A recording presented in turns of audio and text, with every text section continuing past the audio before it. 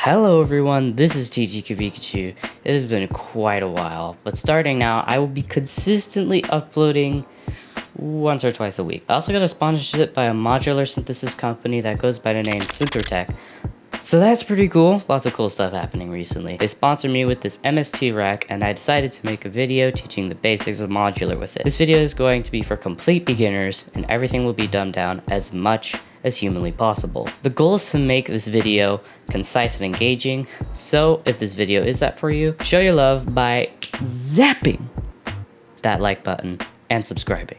Anyway, this video won't be very concise if I keep rambling along, so let's get started. Now, you've probably got a good look at this Euro rack I've got here, and it probably looks pretty confusing. Don't worry, because all of this will be explained. First, I should tell you about how this thing actually works, how it produces sound to be more specific. Synthesizers use voltage. Everything in modular synthesis is controlled by voltage. Whether something like frequency, which is the speed of the waveform, or amplitude, which is how loud the waveform is, increases, then voltage increases with that. Whenever the amplitude or frequency decreases, voltage decreases, and so on and so forth. Now, understanding this isn't all that important to understanding a Euro rack, but it gives you a basis for what exactly it's doing. It's sending electrical signals. Now let's get into the important stuff. In modular, you have audio signals, control voltages, gates, and clocks. Those are the four main things in modular. Audio signals are the stuff you hear, so that's pretty simple to understand. I'm gonna get a saw wave, which is just a type of sounds from this oscillator right here. We're gonna take it and we're gonna plug it into this input all the way over to the stereo out, which is just outputting my sound.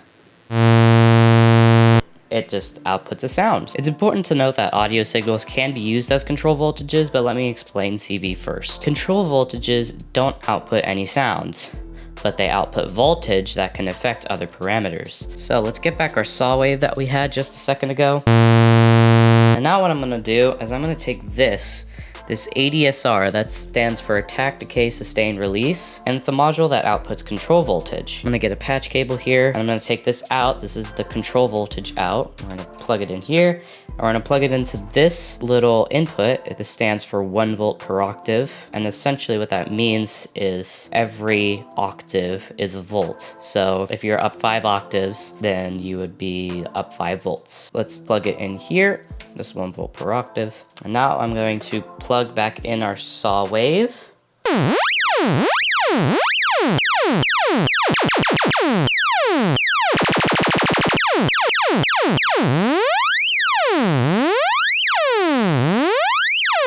So that was just a little example of what this thing can do. As you can hear, it's sending a varying voltage to the 1 volt per octave, which is changing the pitch of the sound over time. Now let's discuss gates and clocks. Gates and clocks are almost the same. A gate is essentially a square wave that acts like an on and off switch, differing from control voltage. If it receives a signal, instead of accurately outputting the level of voltage received, it instead just does whatever it's doing 100%. The best way to visualize this is this. If you have a knob, and you could set that knob to a specific value, that's more like control voltage.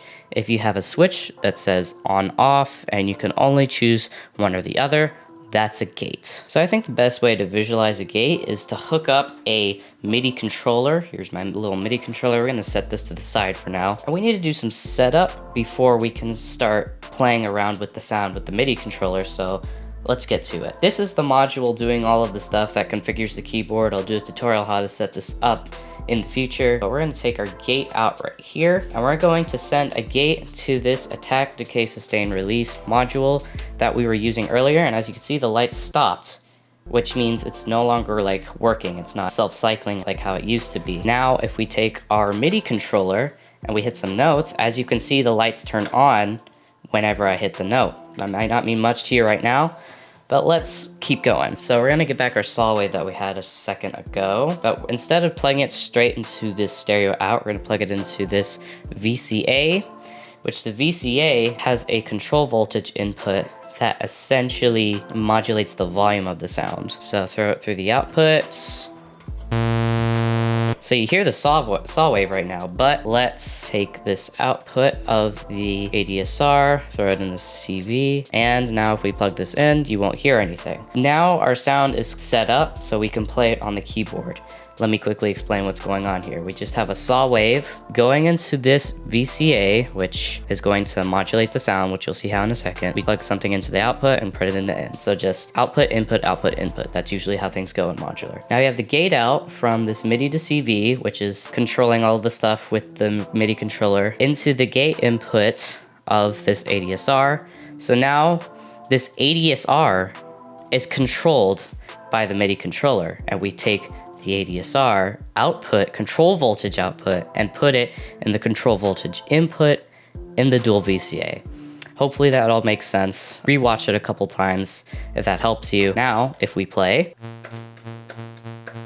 as you can see, it's triggering the ADSR module, and when this thing is triggered, it sends its control voltage output to the dual VCA, making this sort of sweep sound that we're hearing. We can also adjust this. Now you can see it's not changing pitch depending on what note I hit. So let's fix that, just as a little extra bonus thing. If you don't want to watch this part of the video, then just skip to this timestamp. I guess actually, no, that's wrong. What am I talking about? What am I doing? So what we're gonna do is we're gonna take the CV out. There's a CV out from the MIDI to CV, and we're going to plug that into the 1 volt per octave. So now, whenever I hit one of these notes, it'll send a voltage to the 1 volt per octave and play the correct pitch. Now it's not completely right because I have to fine tune the oscillator. Up. A little more. Congratulations! Congratulations! Congratulations! There we go. Now it's mostly in tune, so now I can just play it like a keyboard. You cannot play chords because modular is usually monophonic. That means it can only play one sound at a time. Anyway, enough about gates. Let's just talk about clocks now. Clocks are almost exactly the same, except they self-cycle. What that means is it's a gate that simply holds for a certain amount of time and then recycles itself automatically. There are usually ways to set the speed of a clock. If the clock receives a signal to start self-cycling, it will turn on and off until there isn't a signal anymore. When there isn't a signal, it simply stays off just like a gate would. It would be like if you had an annoying little brother flickering the lights in your room on and off until you get annoyed enough that you told him to stop. I'm sorry. You better be. So let's give an example. We're going to take this gate out and put it into the sequencer. This is a gate output as well. And we're also going to do the same thing for the CV. This is a CV output. And this thing has a clock. This is the clock in. If you plug something in here, you can set the speed of a clock. This sequencer already has some built-in clocks. They work just fine, and so I just use them most of the time. But this is the speed of the clock. This is how fast the gate will go. So I can hit this run button right here. So you heard that the saw wave was being played multiple times, but at different pitches. That's essentially how this clock works. It plays the first step of the sequencer, which is just a little note right here. It's playing a C, but I gotta tune it correctly. That's close enough. It plays this, sends a gate output, and then it sends another gate output to this ADSR again. As you can hear, it re-triggers.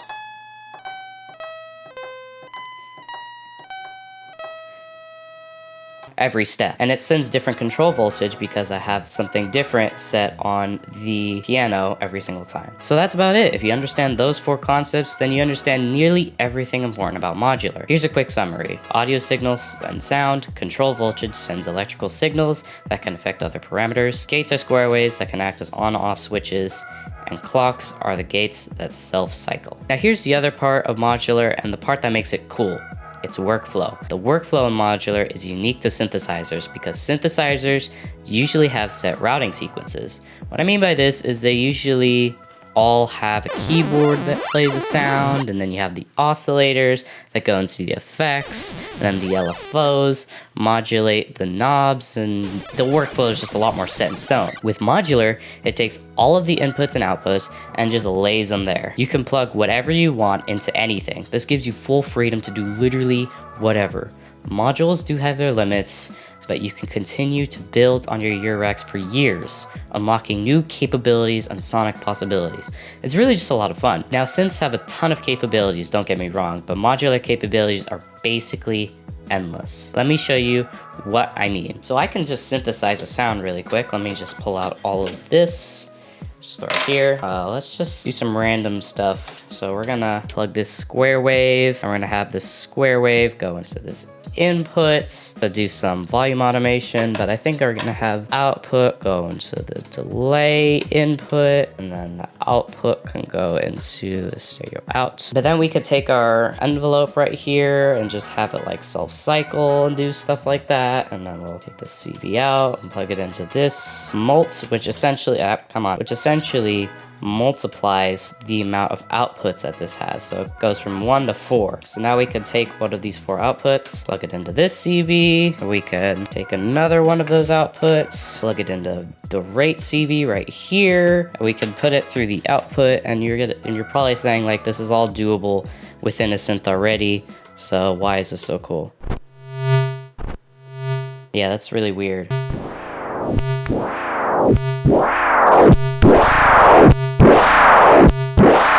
See, like, I don't even know what I did there, but it sounds cool. That's not all we could do. Remember when I said audio signals can act as control voltages? It's important to note that audio signals can be used as control voltages. I'm going to remind you in advance that I'm very sorry and I apologize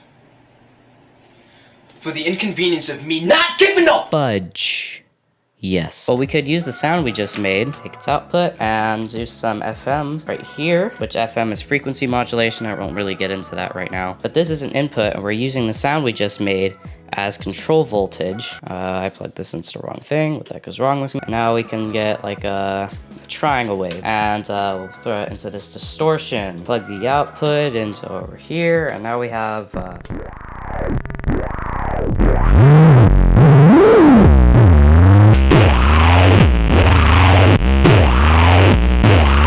See, I don't like, that was super cool. That was a super cool sound. And I could take stuff from the same oscillator that's getting all of these crazy effects and send another sound, because I have 6 outputs right here. Could plug a square wave into the pulse width modulation, take a square wave, plug it into here, but not quite yet, because I could take some noise and like put it in here. We can multiply this output. I'm just like nerding out like crazy right now. Obviously. I don't know. I don't even know what this is gonna sound like.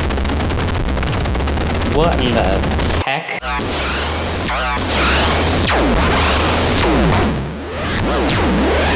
You get my point. You could just have so much fun just endlessly like messing around and just like getting nitty gritty using your hands, and just like, you look really smart, but it's actually really easy. So now in the end, hopefully you have a basic understanding of how those 4 concepts in modular work, and how modular is also so innovative and fun.